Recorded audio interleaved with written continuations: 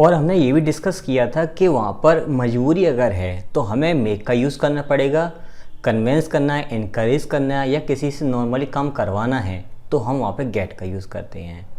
अब हैव का यूज़ कैसे करते हैं? हम किसी भी सेंटेंस में चाहें तो हैव या चाहें तो गेट का यूज़ कर सकते हैं। इन दोनों में हल्का सा माइनर से डिफरेंस है, वो मैं बता दूंगा।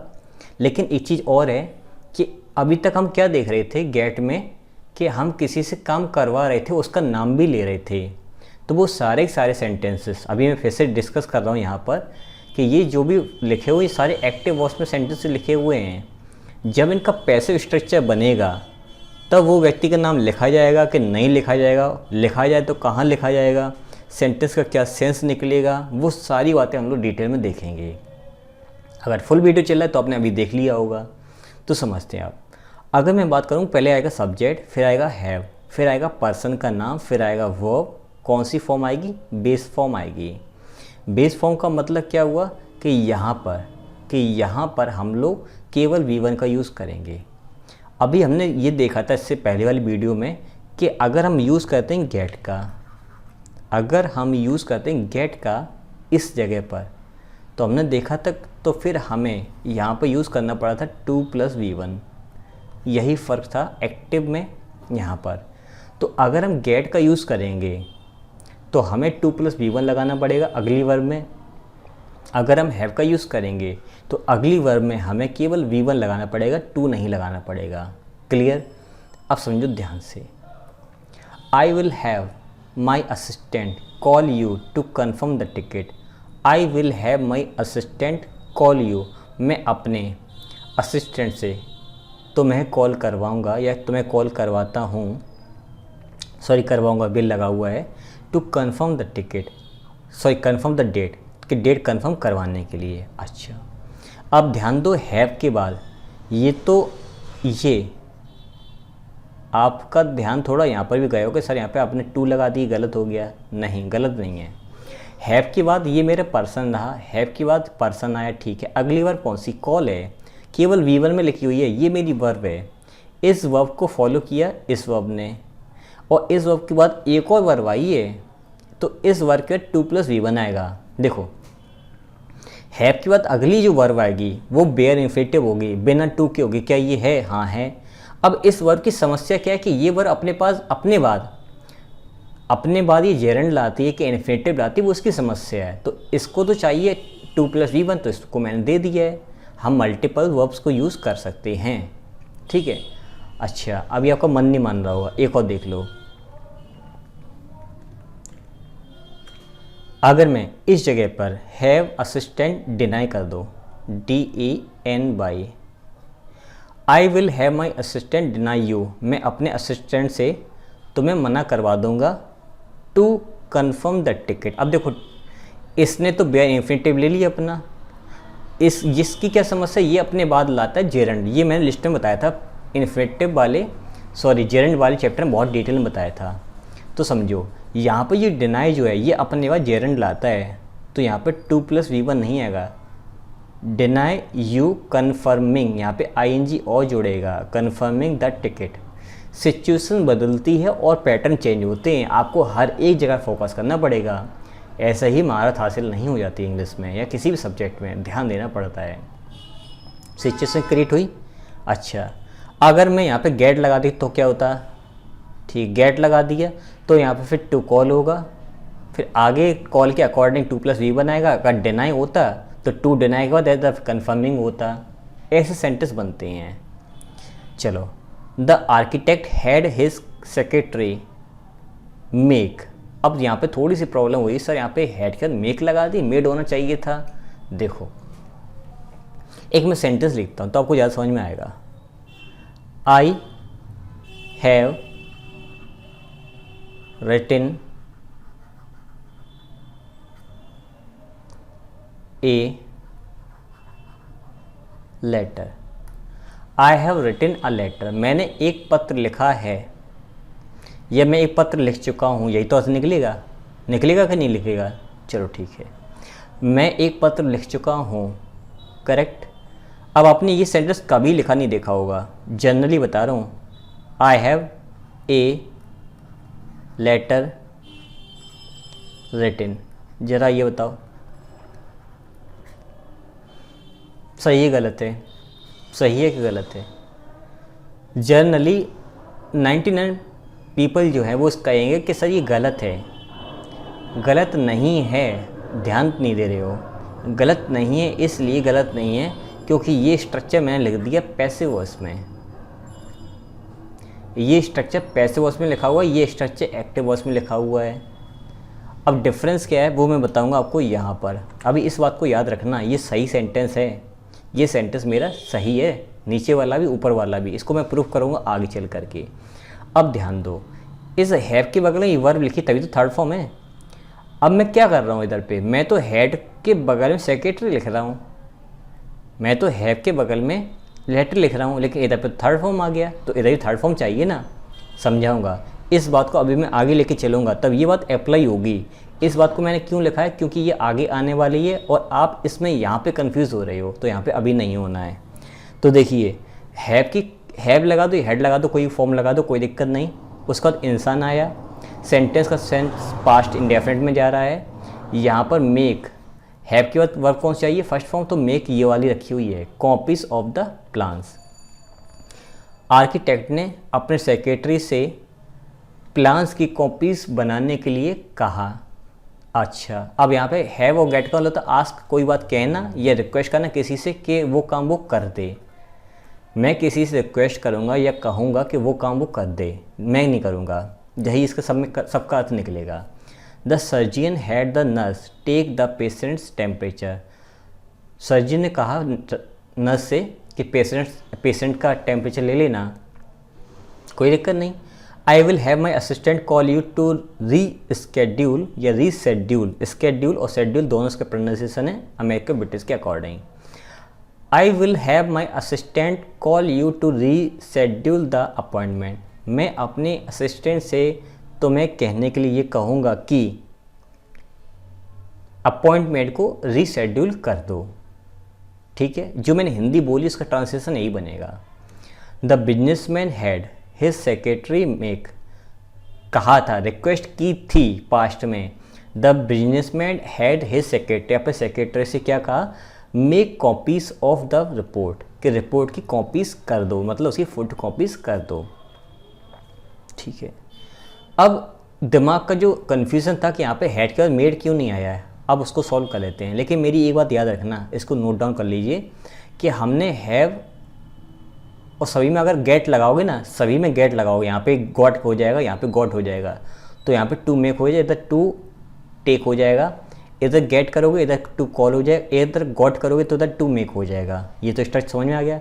लेकिन इसके और इसके बीच में एक इंसान आ रहा है जो कि आगे आने वाले काम को करेगा, एक इंसान आ रहा है, बात आई समझे? ठीक, अब ये स्ट्रक्चर लिखा है पैसिव वॉइस में, ये पैसिव का स्ट्रक्चर है। अब की बार मैं किसी इंसान से कोई काम तो करवाना चाहता हूँ, मैं काम का भी नाम लूँगा, उस काम का नाम भी लूँगा, उस ऑब्जेक्ट का भी नाम लूँगा जो मुझे करवाना है, लेकिन मैं काम करवाने वाले इंसान का नाम नहीं लूँगा, तो वो पैसिव में जाएगा। ठीक है, एक एग्जांपल देख लेते हैं छोटा सा। I am going to have my hair cut tomorrow. ये कट जो है थर्ड फॉर्म है, पास्ट पार्टिसिपल का मतलब थर्ड फॉर्म आएगी। सब्जेक्ट लिखेंगे, हैव या गेट लिखेंगे, फिर उस वस्तु का नाम या उस काम का नाम जो हमें करवाना है। ठीक है, फिर वो काम जो रियल में होना है इस वस्तु के लिए, इस वस्तु के ऊपर जो एक्टिविटी होगी वो लिखी जाएगी पीछे की बार, कोई दिक्कत नहीं। इंसान का नाम हटाएंगे, वो एक्टिविटी वो यहाँ पर वो थिंग का नाम लिखेंगे और जो एक्टिविटी होगी वो यहाँ पे लिखेंगे थर्ड फॉर्म में। ठीक है, अच्छा, और अगर आपको उस इंसान का नाम भी मेंशन करना है जो वो काम करेगा, तो आपको बाई करके यहाँ पे उस डूअर का नाम भी लिख सकते हो आप चाहो तो। कैसे? I am going to my hair cut tomorrow. मैं कल अपने बाल कटवाने जा रहा हूँ। अब कौन काटेगा भाई? तो कॉमन सेंस की by the barber, by the barber, कोई प्रॉब्लम नहीं है, जोड़ दिया मैंने। I am going to have मेरा आ गया, क्या हैव आया? हाँ आया है। हम चाहें तो हैव की जगह गेट भी लगा सकते हैं, दोनों स्ट्रक्चर तो सेम बनेगा। अगर तो थिंग आ गया, वो वस्तु आ गई, वो चीज़ आ गई, क्या?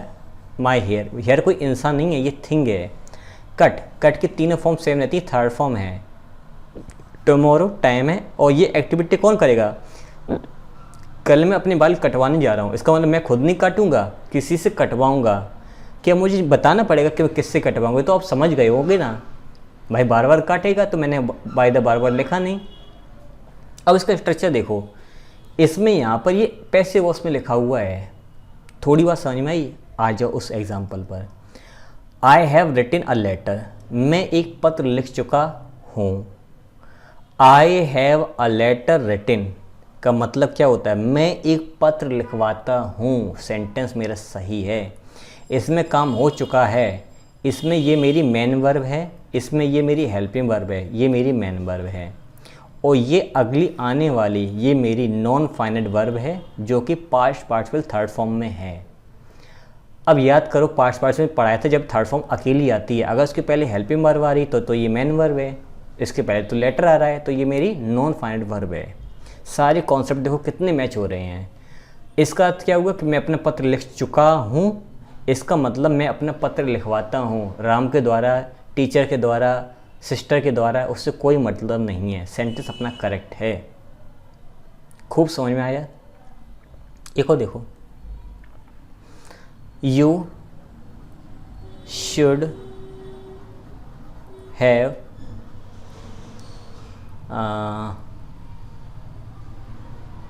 रिटन ही ले लो, जल्दी समझ में आ जाएगा।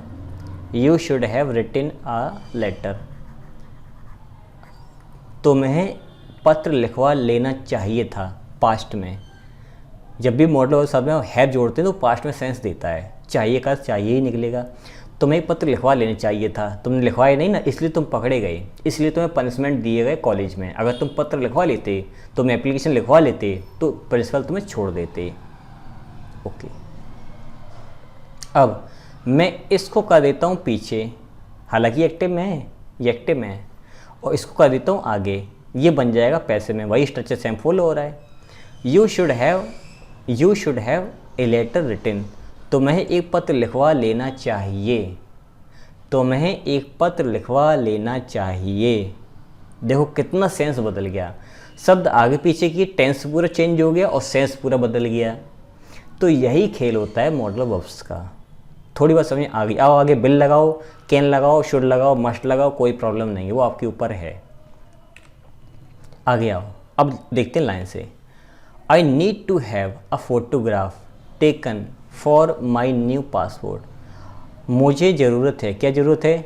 ए फोटोग्राफ यानी कि फ़ोटो की टेकन, जो कि ले ली जाए। मतलब मैं चाहता हूँ कि कोई मेरी फ़ोटो ले ले मेरे नए पासपोर्ट के लिए, मैं अपने नए पासपोर्ट के लिए फ़ोटो खिंचवाना चाहता हूँ। कि कौन खींचेगा? क्या नाम यहाँ पे मेंशन है? नहीं, कॉमन सेंस के कोई फोटोग्राफर ही तो खींचेगा।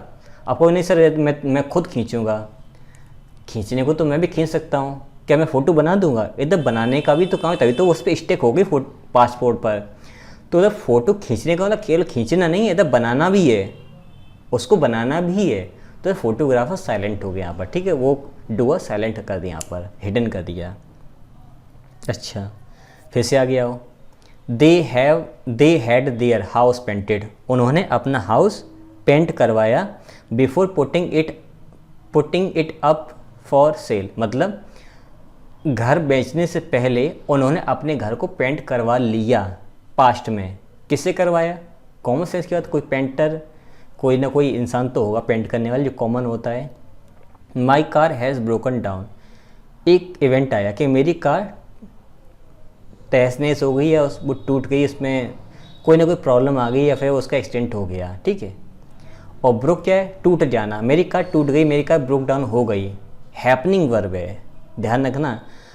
ये हैज़ बीन क्यों नहीं हुआ? क्योंकि ये ऑटोमेटिक उसके साथ में काम वो हुआ है, रखी खड़ी ऐसे हो गया है। तो मेरी कार ब्रोकन डाउन हो गई है, I need to have it repaired, और मुझे इसको रिपेयर करवाना है किसी के द्वारा, पैसे वॉच में गया है। तो गेट इट डन, आपने काफ़ी सुना होगा, गेट इट डन, करवाओ कोई काम किसी के द्वारा, तो आप गेट इट डन का ऐसे यूज़ होता है। सेंटेंस करेक्ट है।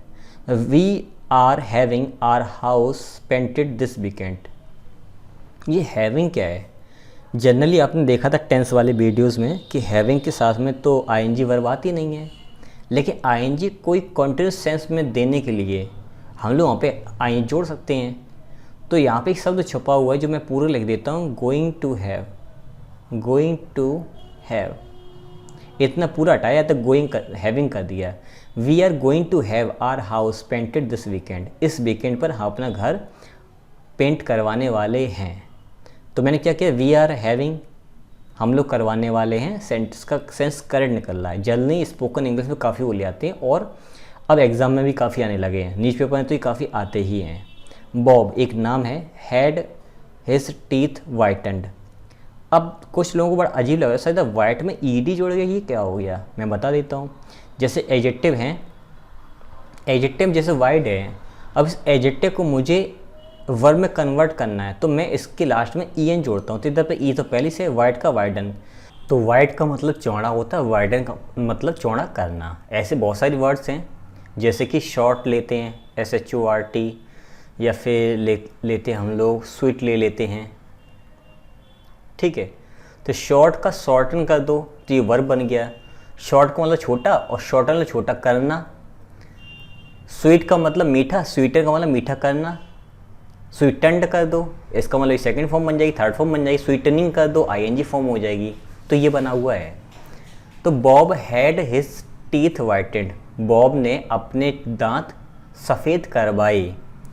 हिज स्माइल लुक्स ग्रेट, अब उसकी स्माइल बड़ी अच्छी लगती है। एक्सक्लेमेशन मार्क लगाओ, इसका मतलब यहाँ पे फीलिंग जनरेट की जा रही है।